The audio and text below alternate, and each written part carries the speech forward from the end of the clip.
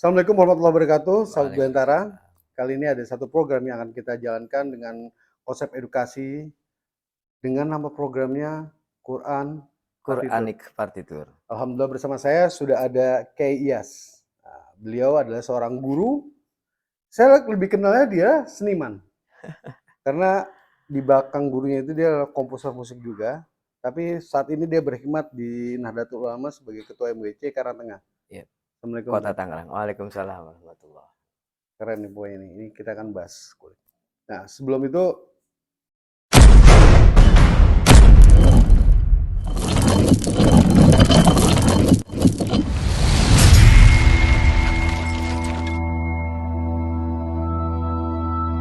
cerita dong, apa mau kita ngomong tentang program Quran Partitur. Quranic partitur. Wow, keren. Dari namanya itu cukup cukup membingungkan dan penuh dengan isi. Ini pembicaraan daging semua ini. Nggak ngalor ngidul, tapi akan daging semua dan ini berkelanjutan semua programnya dan insya Allah buat teman-teman di luar sana yang ingin belajar Quran secara benar dan penuh nilai secara seninya ada di pembahasan budaya antara episode ini dan episode selanjutnya. Monggo. Insya Allah. Apa ceritanya dari mana? Ini program yang Quran Partitur ini, Quranic partitur. Quran Partitur gimana? Jadi Quran itu matematis. Iya. Karena Quran itu ada hitungan. Panjang pendeknya 2, 4, 5, 6. Gitu ya. Iya. Kalau panjang sedikit atau pendek sedikit itu maknanya pasti akan berubah. Maka di dalam tajwid itu ada rel. Bagaimana cara kita membaca Quran itu supaya pas. Paling tidak kalau error ya jangan terlalu jauh, sedikit. Namanya manusia bukan robot ya. Quranic partitur kita namain ini ya. Quranic partitur 2 kata. Ada Quran, ada partitur. Partitur ini kan ilmu suara yang ditulis ke dalam not. Sedangkan Al-Quran itu bersifat matematis. Karena panjangnya sudah terukur. Panjang pendeknya, qalqalahnya dan sebagainya. 2, 4, 5, dan 6. Nah, bagaimana caranya sekarang membaca Quran sesuai rel tajwid itu? Nah, Quranic partitur di situ wilayahnya, Mas Jo. Dan kalau bedanya dengan konteks tajwid yang sudah ada di pondok maupun di teman-teman yang mendalami belajar Quran ini apa sih bedanya? Kalau di pondok itu kan satu memang ada pesantren-pesantren yang besar yang khusus Quran ya, seperti salah satunya di Kerapia itu. Itu kan betul-betul baca Quran sampai Fatihah aja bisa 3 bulan atau lebih bahkan ya. Itu Makhrajnya harus betul. alumni bukan? Sempet makan tidur di sana. Oh, ini. Nah, ini santrinya jadi nggak kaleng-kaleng. Monggo terus lanjut. Ya, itu tadi pertama belajar Quran itu panjang pendeknya harus tepat. Selain makhrajnya juga harus benar ya. Nah, dalam hal ini kita bicara Quranic partitur, kita ukur. Namanya suara itu bisa terukur. Mesin aja bisa diukur kecepatannya, cc-nya, angin, air hujan, dan seterusnya. Atau pakai map. Kalau orang dulu itu bicara misalnya tanah kakek saya, misalnya begitu orang ya. Dari pohon nangka sampai pohon kelapa. Itu zaman dulu. Kalau sekarang udah nggak bisa. Harus ukuran pakai apa namanya itu? Pakai satelit ya. Akurat.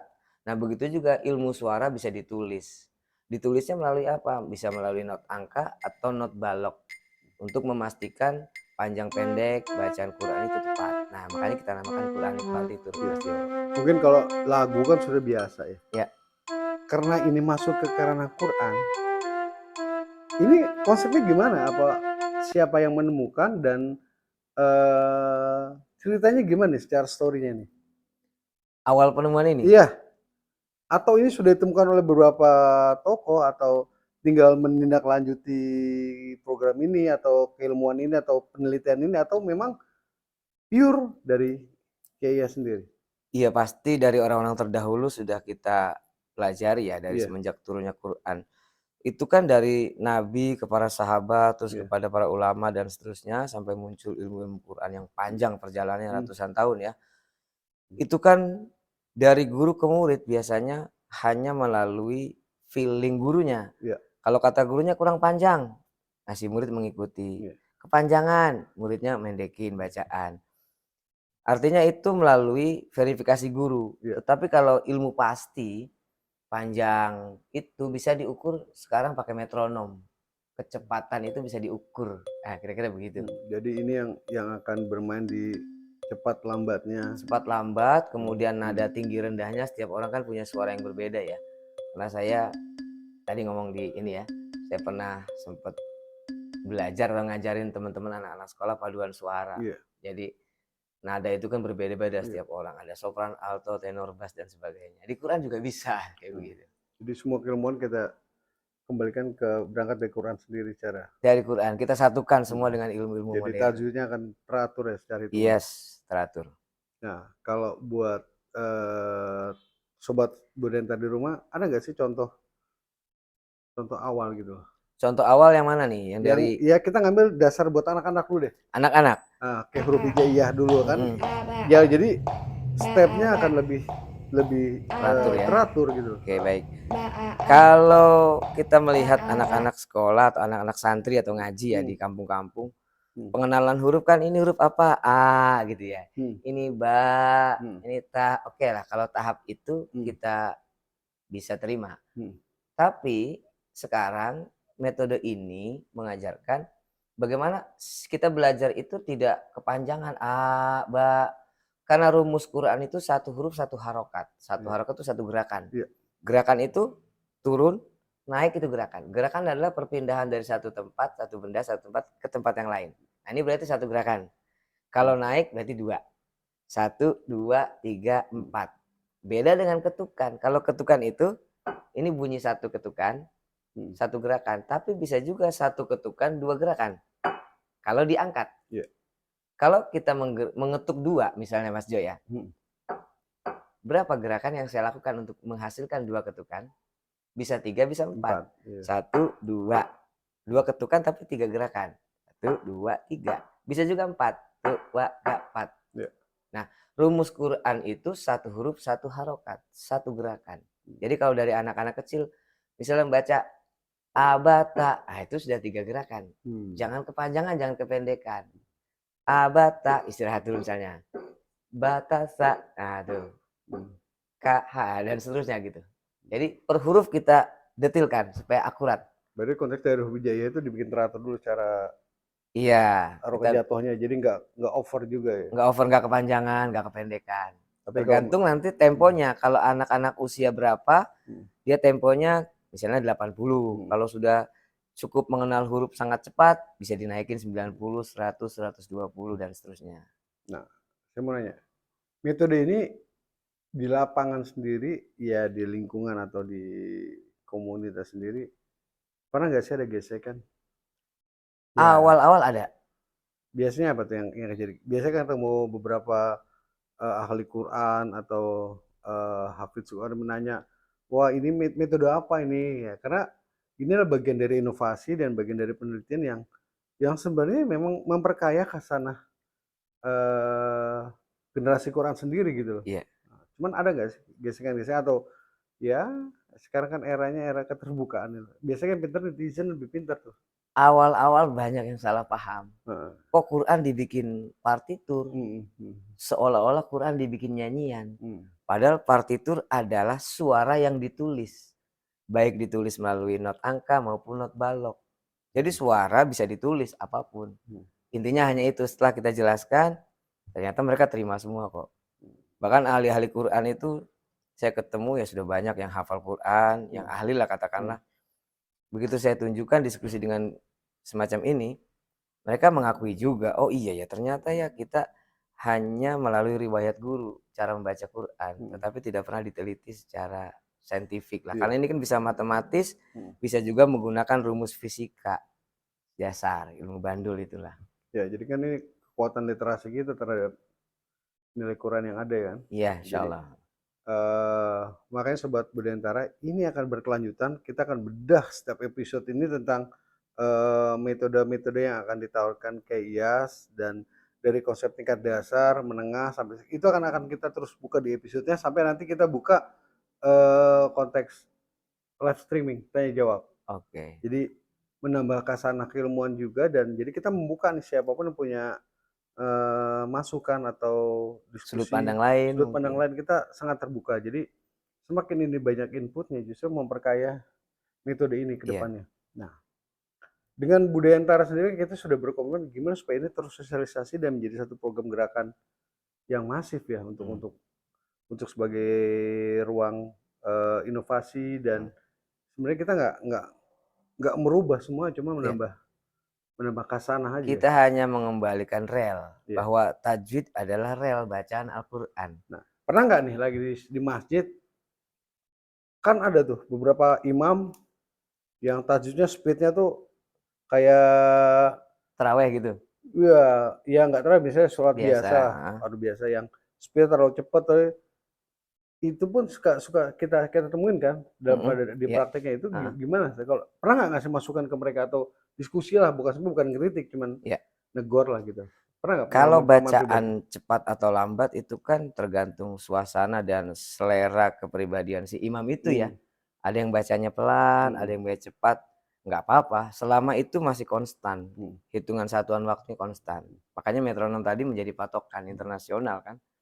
Pernah juga ada imam misalnya membacanya mestinya mad arti sukun 6, dia bacanya ternyata 10 atau 12. Ini yang mungkin masih ada salah paham antara gerakan dan ketukan tadi yang kita ceritakan tadi itu barusan. Sempat tegur nggak? Sempet saya maksudnya diskusi, sharing ya saya aja. bilang, Pak Ustadz atau Pak Kiai, itu tadi bacaannya 6 harokat ya mad arti sukun. Iya.